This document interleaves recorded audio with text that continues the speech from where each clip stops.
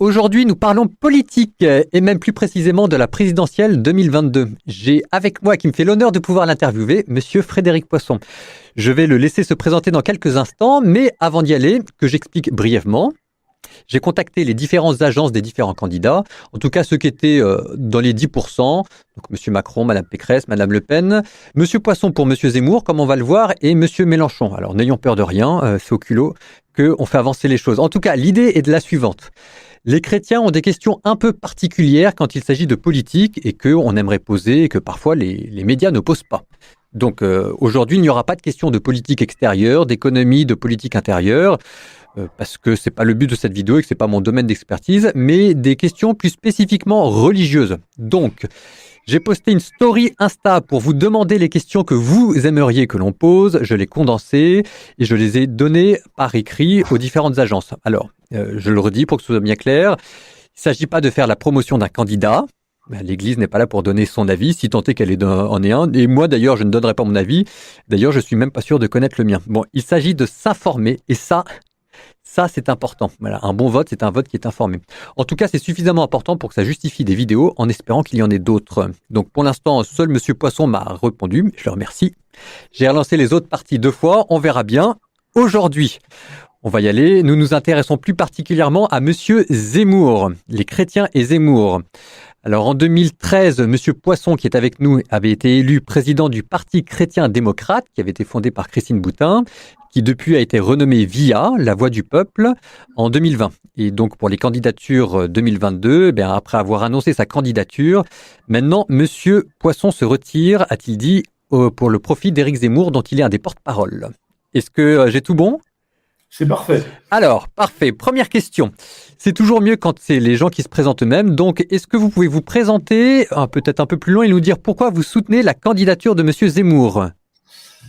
Je m'appelle Jean-Frédéric Poisson, j'ai 59 ans, même si ça ne se voit pas. Je suis marié avec Anne. Je n'aurais pas dû survivre dans le monde darwiniste et de violence pure dans lequel nous sommes, puisque je suis philosophe de formation. J'ai un passé de très jeune président de Maison des Jeunes et de la Culture en banlieue nord de Paris, où j'ai passé le plus clair de mon adolescence. J'ai été enseignant quelque temps, l'histoire de l'éducation nationale ne s'en souviendra pas, mais quelques-uns de mes étudiants s'en souviennent, oui. J'ai été directeur des ressources humaines dans l'industrie, j'ai été patron et fondateur de 2 cabinets de conseil en organisation ressources humaines. J'ai été maire de Rambouillet, président de la communauté d'agglomération de Rambouillet Territoire, 2 fois élu à l'Assemblée nationale. Je préside le Parti chrétien-démocrate et VIA depuis maintenant bientôt 9 ans, 8 ans et demi. Je suis bon vivant, chasseur, cuisinier, joueur de cartes, amateur de jazz, dévoreur de romans policiers. J'écris des livres quand je ne les lis pas. Mes amis me disent plutôt sympathique et bon vivant et retardataire structurel, et mes adversaires disent de moi que je suis un gros travailleur et un homme loyal et sincère. Et je suis catholique pratiquant depuis l'âge de 19 ans, qui est la date de ma conversion personnelle. Alors, est-ce que vous pouvez nous dire pourquoi est-ce que vous soutenez la candidature de Monsieur Zemmour ? Il y a 2 raisons principales. La première, c'est que Monsieur Zemmour est le seul qui ait placé sa campagne présidentielle et cette élection présidentielle au niveau des enjeux réels que notre pays doit traiter aujourd'hui, c'est-à-dire des enjeux de civilisation.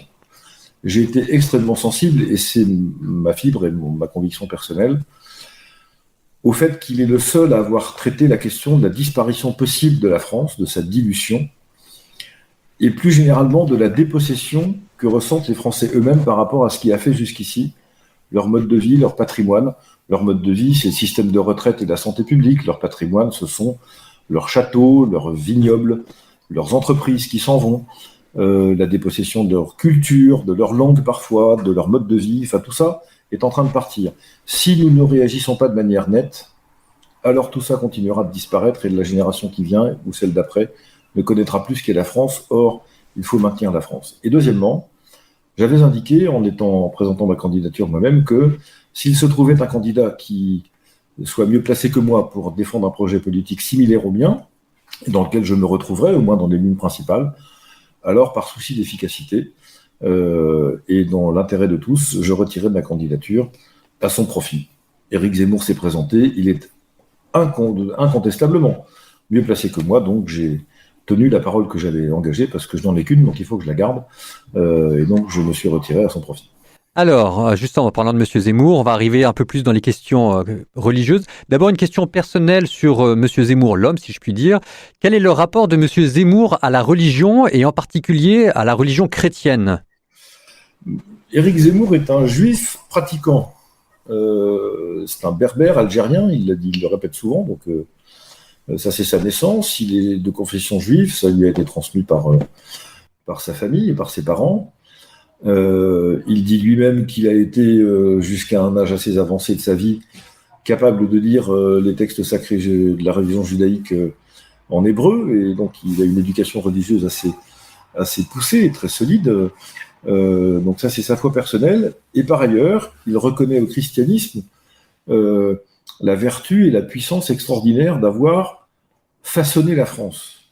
Et donc, il est une sorte de mélange assez équilibré, je dois le dire, entre la foi judaïque qui est la sienne, c'est celle de son cœur et de son intelligence, et d'un autre côté, la reconnaissance sur le plan politique, culturel, institutionnel, juridique, philosophique, pour tout dire, du fait que c'est effectivement la religion chrétienne qui est la racine et la source de l'organisation sociale française. Donc les deux coexistent dans son esprit et dans son projet de manière assez équilibrée, je crois. Alors, rentrons tout de suite maintenant, après ces questions de présentation, dans le vif du sujet. Questions de société, questions sociétales. Alors, un thème et des questions qui reviennent tout le temps, je crois que c'est d'ailleurs en première position, c'est le respect de la vie à ses commencements comme à ses fins. Donc, il y a des inquiétudes de la part des chrétiens autour de la légalisation de la GPA, de l'allongement du délai d'avortement, des possibles débats autour de l'euthanasie qu'il faudrait légaliser ou pas. Donc, sur ces questions-là, même s'il y en a beaucoup, est-ce que vous pourriez nous dire quelle est la position de Monsieur Zemmour?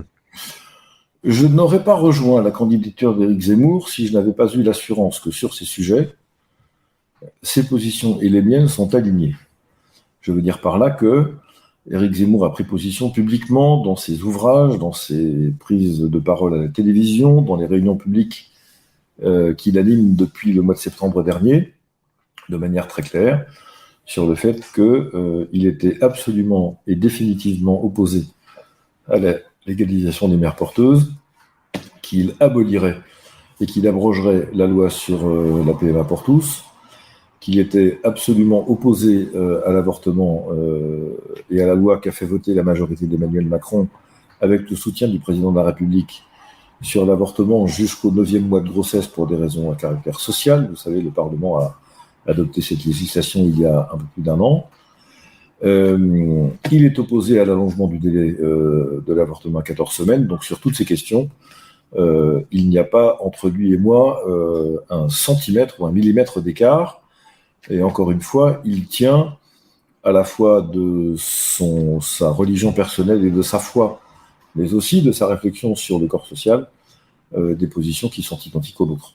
J'ajoute qu'il a également pris position de manière claire sur un rejet de toute forme de manipulation génétique et de recherche sur l'embryon. Donc voilà, sur ces questions-là, nous sommes lui et moi parfaitement alignés. Une autre question qui revient souvent, alors ça j'étais étonné parce que je ne l'aurais pas imaginé, mais ça revient très souvent sur Instagram, c'est les actes anti-religieux. Donc les actes anti-religieux et anti-chrétiens. En 2019, si jamais je regarde les statistiques, 1052 actes anti-chrétiens, ce qui en fait du christianisme la première religion maltraitée en France. Est-ce que c'est quelque chose que votre candidat porte?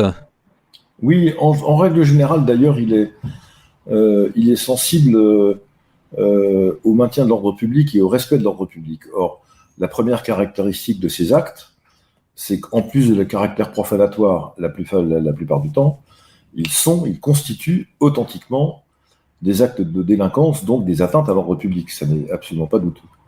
Et quand par ailleurs on parle de profanation de cimetières ou d'actes christianophobes qui se portent sur des personnes, évidemment, ça peut constituer jusqu'à des crimes. Donc, d'abord, au nom du maintien de l'ordre public et de la sécurité des personnes et des biens, évidemment, Éric Zemmour est parfaitement déterminé à faire en sorte que les coupables de tels actes soient sévèrement punis comme n'importe quel autre délinquant ou n'importe quel autre criminel. Ensuite, vous comprendrez bien que compte tenu de sa sensibilité personnelle, il est sensible aux actes de christianophobie pour les raisons que j'évoquais dans ma réponse précédente, tout autant d'ailleurs que pour les actes qui sont commis à l'encontre des représentants ou des édifices ou des symboles des autres religions. On ne peut pas prétendre vouloir diriger un pays dans lequel plusieurs religions coexistent, alors certes avec des statuts et une importance culturelle ou spirituelle ou sociologique qui n'est pas la même en fonction des religions dont on parle, mais il y a une fonction de pacification qui conduit à devoir faire en sorte que personne ne soit inquiété pour fréquenter ou avoir chez lui ou se rendre dans des édifices ou des cultes ou des objets religieux, quels qu'ils soient. Donc il y a là, chez lui, évidemment, une volonté farouche d'essayer de prévenir. Là encore, l'éducation doit permettre de faire ça.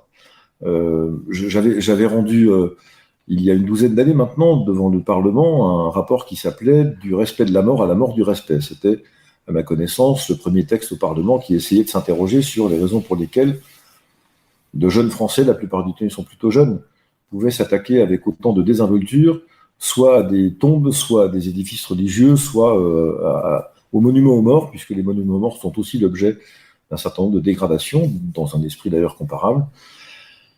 Et je me souviens d'avoir identifié parfaitement qu'à part quelques militants qui proviennent de sectes satanistes, mais ils sont quelques centaines en France et à peine, et si peu repérables qu'ils ne peuvent pas constituer un vrai motif de préoccupation légale en tout cas, le reste relevait d'une forme de manque d'éducation, c'est-à-dire on attaque les édifices religieux ou les symboles religieux parce qu'on ne sait pas à quoi ça sert, parce qu'on ne comprend pas pourquoi ils sont là, parce qu'on ne comprend pas pourquoi ils doivent être respectés au moins autant, sinon plus que tout le reste.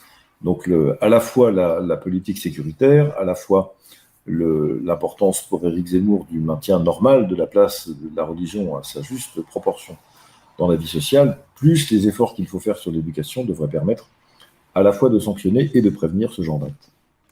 Politique migratoire. Je vous donne une phrase du pape tirée de l'encyclique Fratelli Tutti et je vous demande comment est-ce que vous réagissez. Je cite. Je comprends que face aux migrants, certaines personnes aient des doutes et éprouvent de la peur. Je considère que cela fait partie de l'instinct naturel de légitime défense, mais il est également vrai qu'une personne et un peuple ne sont féconds que s'ils savent de manière créative s'ouvrir aux autres. J'invite à dépasser ces réactions primaires. Fin de citation. Comment est-ce que vous réagissez, vous et en tant que porte-parole de M. Zemmour, face à ce propos du pape ? Alors, je vais distinguer les deux réactions, mais pour des raisons d'honnêteté intellectuelle. La première réaction sera la mienne, et pas celle d'Éric Zemmour. Je viendrai à celle d'Éric Zemmour ensuite, mais vous m'interrogez aussi à titre personnel. Il y a cette phrase du pape, et puis il y a la phrase qu'il a prononcée quand il rentrait de Suède en avion, après avoir été confronté concrètement à ce que signifie un déséquilibre migratoire dans un pays donné, la Suède qui a été très très accueillante, sans doute trop d'ailleurs à entendre les Suédois eux-mêmes aujourd'hui. Et le pape qui était parti pour se situer en Suède et adopter la ligne que vous avez citée à l'instant, en rentrant dans l'avion, a précisé tout de même qu'il appartenait aux gouvernants et au régime politique, en fonction de la vertu de prudence, de déterminer les modalités, le nombre de personnes qu'ils s'apprêtaient à accueillir et à en fixer eux-mêmes la méthode, la manière et les modalités d'hébergement. Ça, c'est mon appréciation particulière de la période du pape. C'est-à-dire que selon le moment où vous le lisez ou le texte que vous lisez, je suis un lecteur attentif de tous les papes depuis à peu près qu'ils écrivent, et en particulier de celui-là, j'observe que la grande tradition de l'Église consiste à tenir l'équilibre sur le plan politique d'un déséquilibre qui est nécessairement celui de la charité.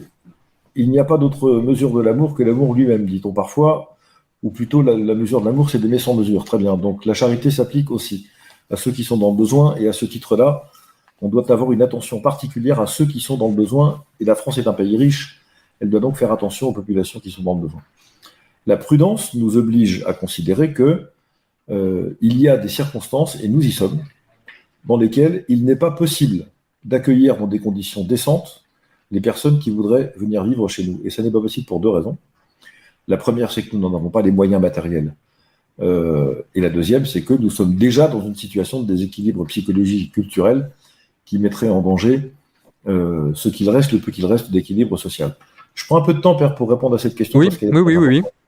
Je prends souvent cette analogie. Et nos auditeurs, évidemment, vont comprendre immédiatement. Il y a dans les 10 commandements un des commandements qui oblige, puisque c'est un commandement, à honorer son père et sa mère, c'est-à-dire à prendre soin à la fois de leur réputation et de leur vie quotidienne. Est-ce qu'au nom de ce commandement, chacune et chacun des personnes qui nous écoutent aujourd'hui est obligé strictement et sans limite d'accueillir chez lui celui ou ceux de ses parents qui seraient en situation de perte d'autonomie et de perte de moyens au point de devoir vivre chez quelqu'un d'autre ou être accueilli ailleurs que chez eux? Eh bien, à cette question, l'amour filial dit plutôt oui. Et puis la prudence du gouvernement d'une famille dit, eh bien, il y a des circonstances dans lesquelles il ne faut pas. Parce que l'équilibre affectif ne le permet pas. Les conditions sanitaires ou médicales ne sont pas remplies. Les conditions psychologiques ne sont pas remplies. Le logement ne le permet pas matériellement. L'éloignement d'un certain nombre de services médicaux rend cela impossible. Et il y a des tas d'autres raisons qui permettent de dire que c'est charitable sans doute, mais ça n'est pas prudent. Est-ce que pour autant, quand on a pris cette décision en prudence et de manière juste, comme je viens d'essayer de le dire, et pour des motifs comme cela, est-ce que cette décision qui est prudente et juste nous dispense pour autant de prendre soin des parents que nous ne voulons pas accueillir chez nous? Ben non. On n'est pas pour autant déchargé de cette obligation.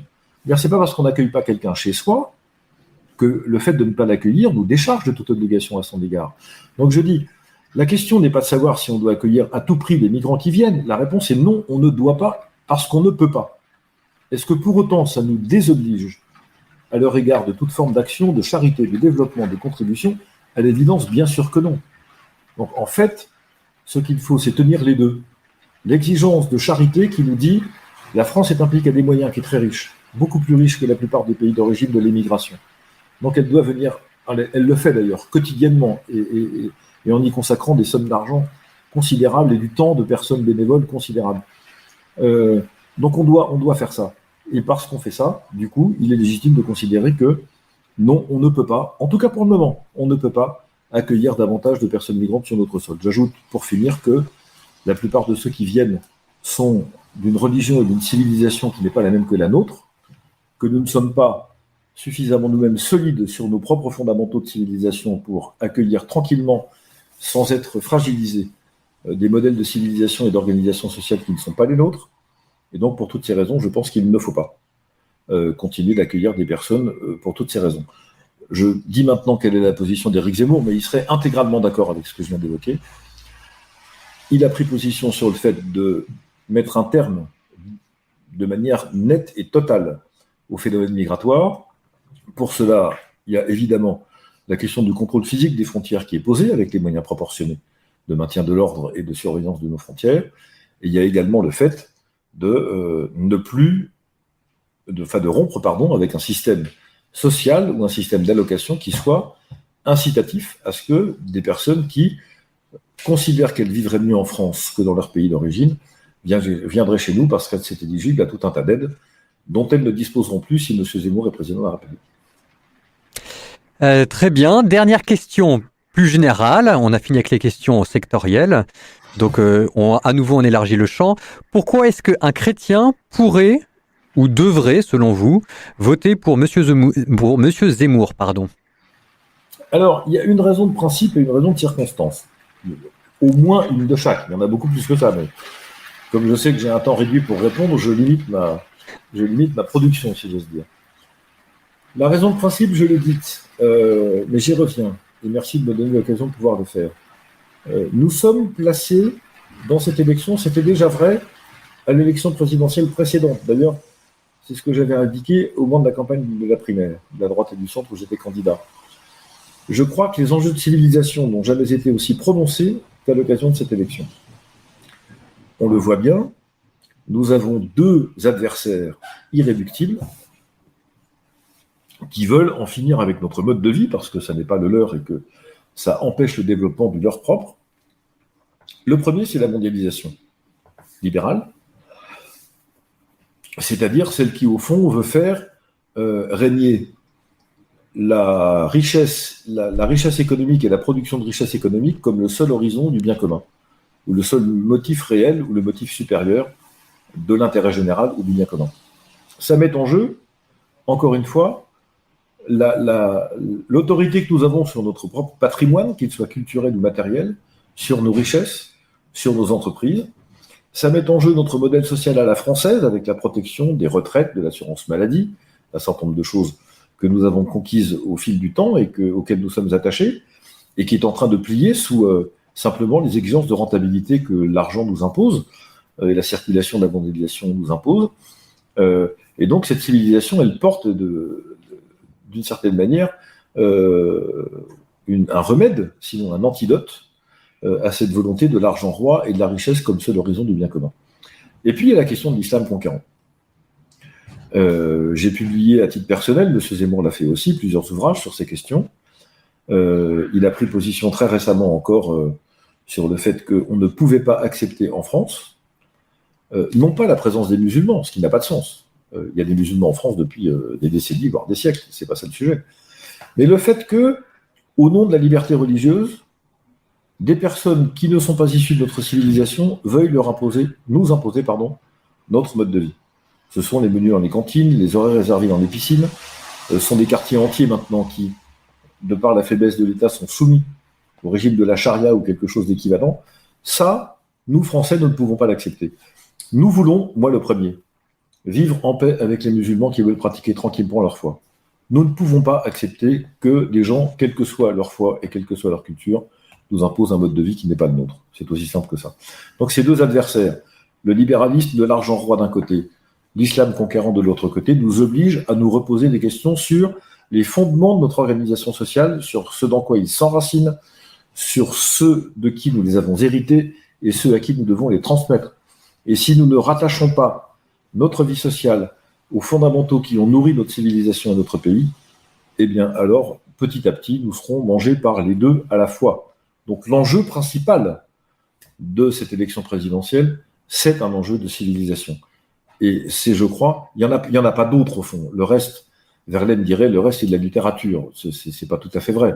Mais tout de même, le reste se décline à partir de ça et n'a de sens que par rapport à ça. Un grand merci, Monsieur Poisson, pour toutes vos réponses. Donc, on arrive à la fin de l'interview maintenant. Donc, vous avez pu voir les questions que je pose au nom de ma petite communauté chrétienne sur Instagram et qui me suit aussi sur YouTube.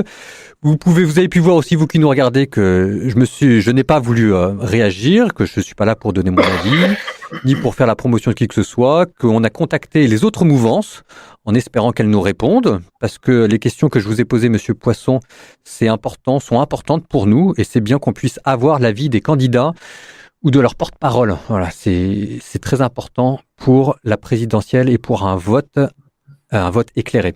Donc j'espère qu'il y aura d'autres vidéos de ce type-là. Donc voilà, la balle est dans le camp des services de presse. Avant de nous quitter et de vous remercier, je ne l'ai pas dit au début parce que ce n'était pas l'objet, mais ça me tenait à cœur. Donc Monsieur Poisson, je voulais à titre personnel vous remercier pour ce que vous avez fait lors du premier confinement. Donc peut-être que pour beaucoup c'est déjà passé, mais je me souviens que vous avez fait partie des personnes qui avaient porté un recours devant le Conseil d'État pour permettre aux chrétiens de pouvoir retourner aux messes alors que c'était interdit. Donc je voulais vous remercier parce que ça a fait du bien à de très nombreuses personnes. Donc ça mérite d'être dit aussi. C'est bien. Bon, vous, dans les commentaires, vous n'hésitez pas à poser vos questions, à faire part de vos remarques, etc. Je vous remercie pour tout, Monsieur Poisson. J'imagine que les mois vont être chargés, donc je vous embête pas plus longtemps. Donc on prie pour vous, comme pour tous ceux qui se dévouent au service du bien commun. Et puis voilà, un grand merci. Merci à vous. À bientôt. À bientôt.